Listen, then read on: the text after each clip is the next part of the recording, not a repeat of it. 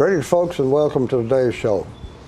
Our guest today is Sheriff Steve Graves, who is the Sheriff of Coffee County and has been for some time. And we're going to be talking to him as the county sheriff, of course, but the kinds of things he runs into are pretty general, you know, so it applies to other counties as well. Their statistics may be a little differently, but that's about all. So, Sheriff Graves has got a couple of things going on besides just locking people up, so we want to give him a chance to talk about a little about that. So, Sheriff Graves, welcome and thanks for joining us. I appreciate you having me. And how long have you been Coffee County Sheriff? I've been sheriff for 15 years. We've been with the department a little over 30 now. Okay. Well, that should be enough experience to carry you along. And I'm still learning every day, though. Okay. Still learning every day and still looking forward to the next election, which is when, by the way? 2014. 24, next year? Yes, sir. Aha. Well, all right. Well, with that, folks, let's take a short commercial break and we'll come back and go some more.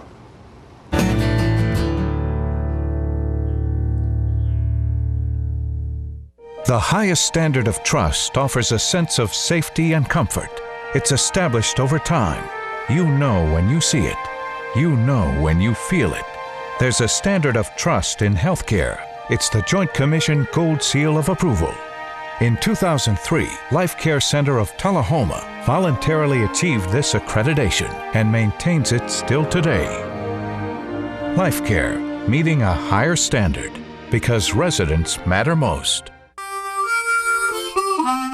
Let the Smokehouse be your mountain getaway destination in beautiful Monteagle, Tennessee. Enjoy our cabins, restaurant, and old general store. Shop thesmokehouse.com featuring homemade barbecue sauces, jellies, and many other fine Tennessee products. Our live Music on the Mountain series features some of the best local and Nashville talent every Friday and Saturday night, 6:30 p.m. No cover, kids welcome.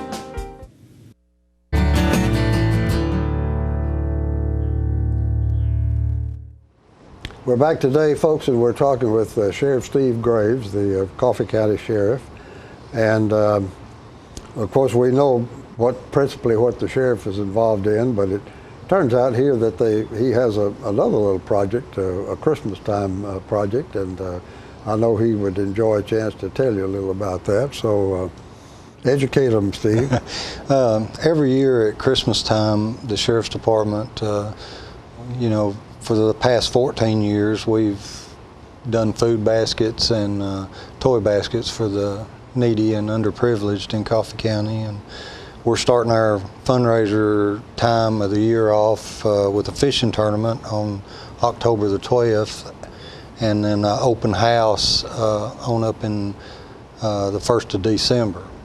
But every year we try to provide toys and food for up to 500 kids as far as toy boxes, and 250 to 260 food boxes at Christmas time. Okay, so food box, of course, is a family. It's a family or the elderly that we want to make sure that everybody gets something. Your toys are for kids. The children, yes. Yeah. What age group are you targeting anything in particular? We go from infants, and we don't cut off until they're 18. Oh, okay. All right. Well, very good. And you get most of your funding from projects like your fishing tournament you mentioned? We have different fundraisers, the calendar fundraisers, the fishing tournament, and a lot of the good people of Coffee County come out and donate money and food to us throughout the year. Well, how do they donate to you? They can either bring toys, they can bring cash donations. One night of the fair this year, the fair board allowed people $1 off admission if they'd bring canned goods, and we got quite a bit of canned goods at the fair. Okay. All right. Well, let's talk about some things that more in line with the way we envision the sheriff, you got a brand new jail. It's in process. Yes. Oh, it's still in process? Yes, sir. I thought it was finished. No? No, the finish date is supposed to be August of 2014. Oh, all right. They're saying they're a little above or ahead of schedule, but they're not guaranteeing anything because we don't know what kind of winter we're going to have. But yes, it's coming along real well. And how much money are you expecting to spend for that? I think the money that was designated for it was 20 to 22 million. I think it'll come in quite a bit less than that, though. Oh, okay. I was intrigued with a little bit I saw in the paper recently. This about the modular construction. You're buying cells complete, I guess, and set them in place. And what is that? Tell us about that. It's the first time I've ever seen it, and I've been around construction a lot in my life, but these jail cells are put together. They're shipped in here one at a time, and then they're set in place by cranes. And it's a fun. If you've got time to go out there and watch it. Yeah. Of course, I don't have a lot of time to watch it, but I've had people going out there videotaping it for me, and I get to watch it of a night. But it's amazing how quick this has all come together. Well, you got individual cells, but somewhere along the line they kind of have to be bolted together. Yeah. And and of course all the plumbing has to be connected. And sure. But it's an interesting little project. No, that was intriguing. What size is it? How much are you gaining? Well, our jail now is built to hold 123 inmates. But you've had a lot more than that. Oh, yeah, we've hit 300 several times. Now we do have a workhouse that's built to hold 55 additional inmates. But this jail is built to hold 400. Okay. It'll still have to be managed, with our DA, with our judges. It's not something that's just going to alleviate the problem altogether. I mean, it's not a fix-all. Yeah. Throw them in there and forget about them. You still have to manage the number we're producing, yes, one way or the other. Well, okay, and you got an older jail, which is, I don't know, how old is the older jail? It was opened in the latter part of 1981. 81, okay, so you're 30 years old. 30 years old. What are you going to do with it? You got plans? Well, there's talk in using it for storage. There's talk in, continuing to use it as a workhouse, at least the workhouse part of the jail. Because they did not, right now, build the courthouse out there. We're going to need the Sallyport system, to transport inmates in and out. So really they haven't decided yet, but they're looking at most cost-effective ways to use or not use the jail. Who is they, by the way? The county commission. The whole commission, or yes. do you have? Well, the whole commission will have the final say. Right, but you must have a portion of the commission that looks after the budget and finance department will make the recommendations to the full commission. Okay. Well, you mentioned your workhouse. I know you've got a number of your prisoners are doing outside work. Tell us a little bit about how that works and how many are involved. 50 to 55 inmates that goes out on a daily basis into the community. They help different nonprofit organizations, cities, both cities utilize our inmates to try to help keep down their budget, manpower. I think we put pen and paper together last year, and it was a little over $1 million a year at minimum wage. It was saving taxpayers. Okay. Is this, we're just getting the prisoners out of jail and having them do something useful, of course, is worthwhile, but is there anything out there that could be considered a chance for them to improve themselves a little bit? maybe at least in deportment, huh? Well, yeah. You know, we've had a lot of the inmates that's been out and in the community working. You know, they learn some skills.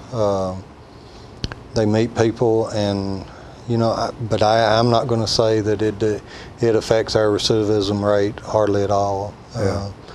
But they do work, and it benefits them and their family by we're able to give them a little extra time off their sentence for every day they work, and that's just the way we manage, you know, the amount of time they're in jail. Okay, they can earn some time off of their sentence if they do not get in trouble, and every day they work. You know, it gives them an incentive not only to get out and work, but to not get in trouble while they're in jail, because Yeah. those days can be taken away from them. Well, aside from that group, you know, who are going out into the community, do you have any other kind of a training activity going on? We have started a program just recently. It's a reentry program, and we're hoping to expand it when we move into the new jail. Reentry meaning for them to come back into Yes. society. And We had our first group was females. We had a instructor come, and they actually it was grant money used to get these folks through the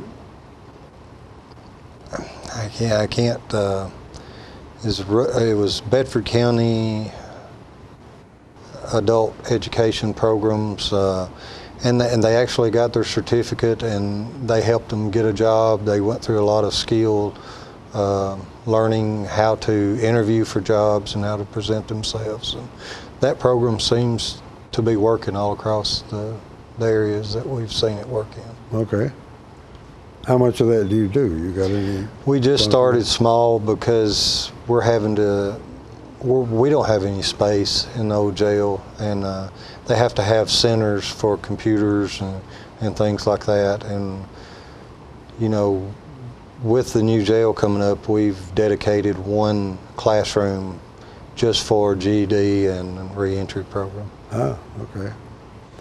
Well, yeah, that's. But you haven't been at that, I guess, long enough to know how effective it is. No, all we really know is out of the first 6 women that graduated the program, the last I heard 5 of them was placed in a job and still maintains that job today. And you're hoping not to see these folks again. Not to hope they don't come back. In your jail. Otherwise, you are getting a lot of repeaters, Yes. I gather. Recidivism rate in Coffee County is probably close to 70%. That's a crying shame. Is there anything we can do about that? And you mentioned, I think, as you're getting some second, third generation. I've been in law enforcement long enough that I'm seeing second and third generation, and you know that's going to take a community, an entire community, to help break those cycles for these people. And you know. So is anything going on along those lines? This is not something that you can do by yourself. You got to have some help. You know, there's been a lot of talk with the churches get involved, and the school systems are involved, and you know, we do the best we can. But if people do not want to change their lifestyle, we can't force them to change their lifestyle. No. But a lot of people just want an opportunity. So I think if the reentry program really takes hold in Coffee County like it has in Franklin County, it'll come on and help us a lot. Do you have all the community support that you'd like to have? Are you recruiting, inviting we will be groups to come in and? We will be when we have room. You know, like I say, we barely have room for church services. We have ministers that has to go back into the cells now for church services, and you know, we hate to put them in that situation, but they don't seem to mind. They Yeah. they want to be in that situation. So before you can get too involved in this, you're waiting for the new jail then, so Yes. you've got the Yes. the space available for We actually, to start the reentry program, we took our training room for the officers and put inmates in there, and so that put us out. Yeah, So yeah. we have to look for other locations to do our training. Well, yeah, from the numbers you mentioned a little earlier, you're running what, 2.5, almost 3 times capacity for what Yes. the number you should have. Okay, with that, folks, we need to take a short commercial break, and we'll talk some more.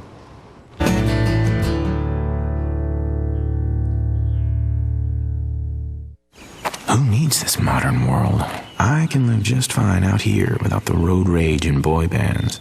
Of course, I might miss my Charter HD with football on ESPN and Walking Dead on AMC, ESPN and AMC. And, well, Shark Week on Discovery HD, but that's all. AMC, ESPN, Discovery, TBS, and Comedy Central HD, but that's it. Except for HBO HD. Charter now has over 100 HD channels and more brilliant HD shows on demand than ever.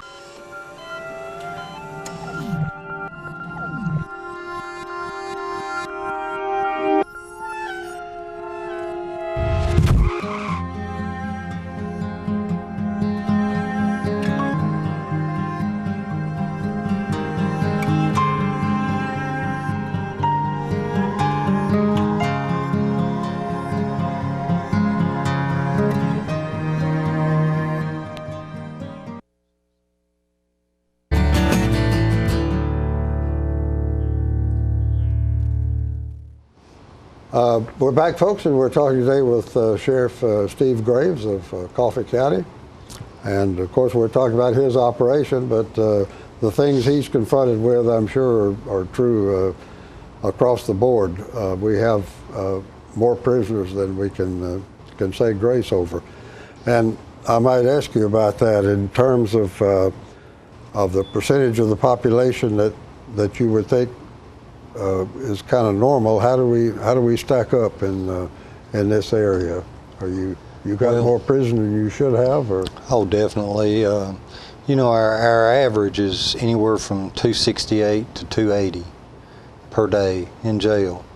Coffee County Probation has now over 1,600 individuals on Coffee County probation, and state probation in Coffee County is 26 pages. I haven't counted individuals, but I got a readout last week, and there was 26 pages of persons on state probation. On probation.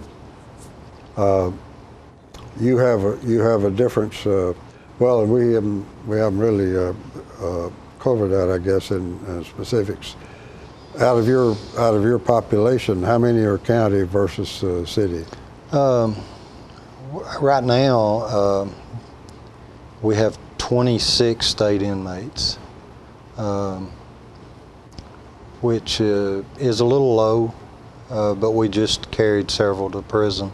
The most I've ever seen Coffee County hold as far as state inmates is in the 40s. Okay. And is that going to be ongoing, or I guess the state prisons are at least as crowded as you are? Yeah, the prison system is in the same situation as all county jails. They're overcrowded, and I don't see that changing anytime in the near future. Well, okay, and I'd really like to talk some about that. And I'm not asking you to represent any kind of official county position or department position. I'd like to just kind of philosophize with you a little bit, if you will. There's a lot of noise. Well, a lot periodically crops up and gets talked about for a while and then goes away. But we've got the fact is that in the U.S., our prison population is a whole lot bigger than most folks think it should be. We have, in the United States, we have 5% of the world's population. Well, we've got 25% of the world's prisoners. Mm-hmm. And we often think of China or Russia, as being a tough state where they lock people up. China's got 4 times as many people as we do, and they're a distant second behind us in terms of the percentage of people. So, what's going on there? As the Attorney General described it, we got too many prisoners in too many prisons for too long a time. How do you feel about that? How does law enforcement in general? Well, most law enforcement, including myself, we believe in truth in sentencing. The mandatory sentences and everything has been controversial for years because someone can be given 10 years and then have to serve 365 days in the county jail. That's not really truth in sentencing. That's split confinement sentencing. And to me, and most law enforcement people feel the same way, if someone's done something bad enough to warrant 10 years, they should go to prison and not worry about the 365 days in the county jails. Yeah. The mandatory sentences on DUI, I'm all for strong DUI punishment. But I'm not one really that could speak on the percentages as far as violent offenders has to serve 85% of their time. First time nonviolent offenders serve 30% of their time. That'd be more of a question for the judges and the DAs. But most sheriffs really believe in truth in sentencing. Mandatory sentencing, what we were talking about there, folks, is that I don't know when these first came into effect. It's probably in 10 or 15 years, maybe or more. 15. In which the federal and most states, the state legislatures and the federal legislature have established minimum or mandatory sentences for certain offenses, and so you have the mandatory sentence for the offense. You also have an application of that for second or third offenders. Yes. And I remember seeing some comment about some guy who had been, had been caught with pot, small quantity, just sort of a personal thing. But it was the third time he'd come up, and he wound up getting something like 10 years in the clink, for taking a weed, and that's that because of the mandatory sentences and the fact that he was a repeater, even though it didn't really amount to anything. Yeah. So, most law enforcement, especially sheriffs, we at our conferences talk about that quite a bit, and you can fill a jail up. We could fill this new jail up probably within a month if every offense required a certain amount of time. I'm sure it'd be full inside just a few months. But I do believe people should do their jail time. If they're sentenced to 30 days, I think they ought to do the 30 days. If they work, that's how we've been able to manage our jail, is giving good times for days worked. And of course, the judge has to agree to allow them to work, because there's certain offenses that they're not allowed to go out into the public and work. And of course, I wouldn't put someone on a work detail that had a violent past. I was going to say violent offenders. No, I would never put them out in the community to work. No, but I'm just a strong supporter of truth in sentencing. Yeah, well, can't argue with that, I guess. And we've got another interesting number that I saw is that our prison population equals like 1 in 7 adults in this country is or has been in jail. Mm-hmm. And that just seems like a whopping number. And of course between 1980, I saw some numbers the other day, between 1980 and 2008, the prison population in this country tripled. And the budget for that tripling, however, was 600%. It was 6 times. And well, that's another thing that we don't think about very much. You know, it costs you. Well, I'm not sure about you, but in general, it costs $35,000 a year to keep a prisoner. And that's general, and you know, I can go back. I had 2 inmates that I carried a request to the DA's office to get them through the system as soon as we could, because those 2 inmates, just their medicine was $8,000 a month. And you know, we have to supply that. You know, I know a lot of people was against building a new jail, but when you've got a jail that was built on a linear design like we do, we have cells that was built for 16 people that we now have 40 people in.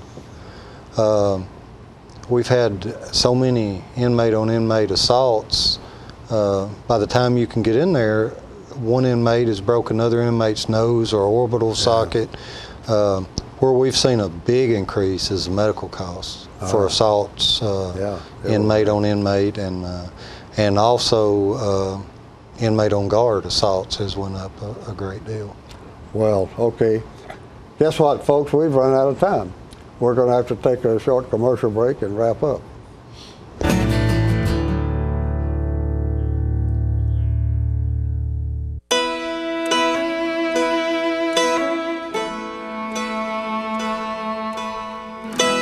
Imagine a world with more birthdays. We strive for it every day. We fight to get people the best access to care and the chance for more parties to plan. We're the American Cancer Society. Help create a world with more birthdays at morebirthdays.com. Get your news first, fast, and free with your news leader on 6 every Tuesday, Thursday, and Saturday nights at 6, 8, and 10 p.m. Local weather, sports, community calendar events, and a comprehensive look at the latest news stories and news makers as only a video news broadcast can do. Get it first, fast, and free with News Leader on Channel 6, your local information network.